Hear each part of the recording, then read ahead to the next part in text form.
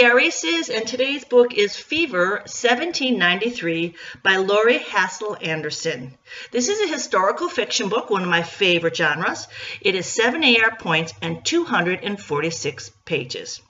It is a medium read. It's very easy to fall into the story, but life in 1793 is significantly different than our life today, and you have to really think about how their daily life is and what they're actually doing as they explain it, because it is very different than our lives.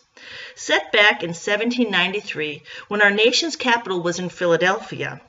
It's a time before any type of modern medicine is available. Ill people frequently died from things that today over-the-counter medicine would take care of. Very little was known about the spread of or prevention of disease and illness at that time. Maddie Cook is 14 years old. She's working with her mother at their coffee shop. She has dreams to make it the best coffee shop in the area. Things quickly change as illness starts to spread. Turning into the fever, so many people are dying, there's no room to bury the dead. Corpses are stacking up in the streets. People try to flee the city to get away from the fever, but barricades have been set up to stop people from leaving the city so that they do not spread the disease.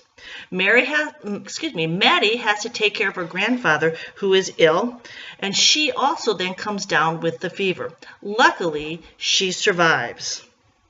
I find the fever very interesting for several different reasons. One, I love reading about what daily life was back then.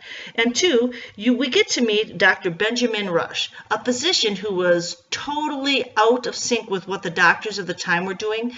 During this time period, doctors were doing bloodletting, so if you were ill, they would cut your veins and let you bleed. He didn't think that's the right way to cure people. He thought that made people worse. So Dr. Rush believed that when people were sick, they should be kept warm, they should have fresh air, and their areas where they're recuperating should be kept very, very clean. The key to what we know now in medicine. There is an extra credit question for this book report. It's pretty simple. Tell me about yellow fever. The fever, 1793. Happy reading.